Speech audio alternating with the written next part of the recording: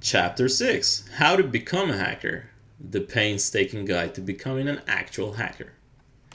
In this chapter, we're going to talk about how you can become a real hacker. Well, the first thing you do is you just Google this question, and all of the results will be about to life or software hacking, which is not really the same as computer hacking, but is conceptually the same thing.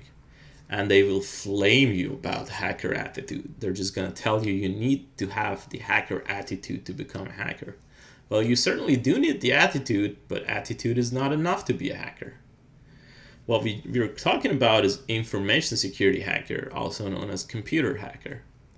Just like the general hacker, it requires deep understanding of subject matter, much better than the average engineer, so you can see things that they miss. When I want to use an example for hacking, I usually use the analogy of stealing money from the bank. So if they ask you, is it possible to steal money from the bank? The answer is, it depends on a lot of different things. But the ultimate answer is always yes. It doesn't matter how secure a bank is, it doesn't matter how high profile and protected it is eventually hackable. A larger group, a more well-armed group, a more interested group can eventually hack even the toughest bank. But the less secure a bank is, it's easier for run-of-the-mill hackers or the bank robbers to rob that bank. So how do we actually do rob a bank? Well, I'm not an expert on that field, but from what I've seen on the movies, you first have to understand how the bank works. You have to really deeply understand how everything happens in a bank to be able to exploit some of that and get access to the systems. I receive tons of emails daily asking me how to quickly become a hacker. Well, unfortunately, there's no shortcut to being a hacker. There is no hacking pill.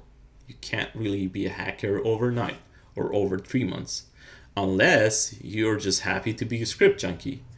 In which case, you would still have to spend about a year, but you wouldn't eventually be a good hacker.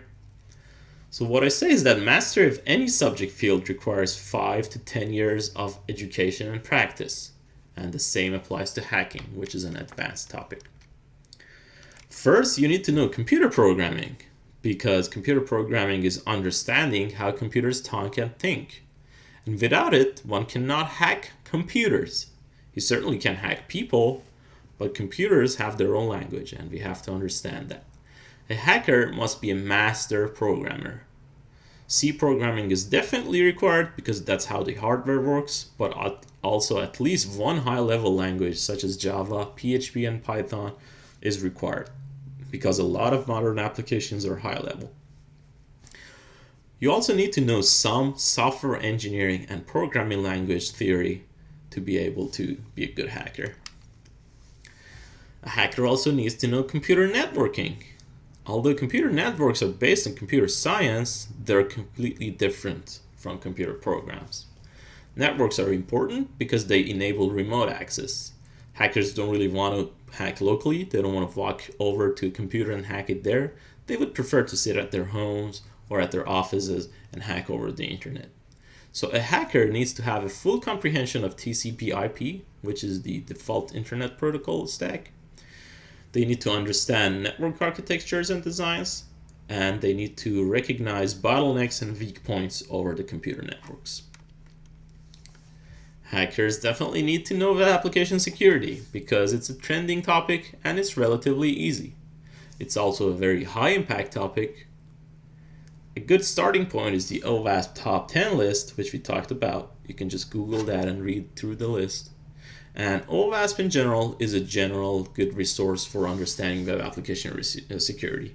Once you're an advanced hacker on web application topics, you can start by practicing in CDFs, which are capture the flag competitions. These are the hacking competitions that happen from time to time. You can use the website CDF Time to track them and participate in them. Reverse engineering is definitely an ability that hackers need to know. Reverse engineering is the ability to go back from code to source code. helps a hacker understand how software works without having access to its documentation. It's a highly creative skill, which also requires a lot of practice. For example, binary reverse engineering would require tools such as GDB, Radar, IDAPRO, and other professional tools, and a lot of training. There's also Java, Python reverse engineering. It enables you to detect vulnerabilities, and it also helps you find malware and analyze malware. Hackers then need to understand exploit development. It's the knowledge to turn vulnerabilities into exploits. It's a very advanced topic. It requires a lot of experience and practice. It requires mastery of reverse engineering. You can start it via Google, and then there are a lot of workshops and advanced courses out there. It's a trade secret mostly, so you won't find the same exploitation methods everywhere. Each company, each firm, each training facility has its own instructors and methods. But once you get a good understanding and a basic ability to do exploit development, you would want to practice that on CDFs. And finally, cryptography. It's the science behind information security. It involves a lot of math, but not the kind you saw in college. It uses mostly number theory, which is a different branch of mathematics. It's a very rigorous and proof-based topic. There are lots of books out there because cryptography is an academic subject, and it requires years of practice to master. But even the basic hacker should know something about cryptography. For example, they need to know what RSA is, how it works, what are block ciphers, what are stream ciphers, and things like that. And finally, participating in capture the flag. CTFs are the way to peer review your skills, unless you work for a military organization, in which case it would probably be illegal to participate in CTFs.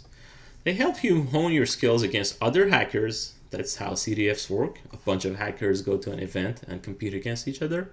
You learn from them and you teach to them. There are many good CTFs out there, and to shine, you need to form a team, because participating in CTFs alone is hard, because each hacker is usually master of one particular subject. Alright, that's the end of our course. I hope you enjoyed the course, and now you have a much better understanding of how hackers actually hack systems, and how you can become a hacker and protect yourself against hackers. If you have any questions, feel free to drop me a message or email. Thank you.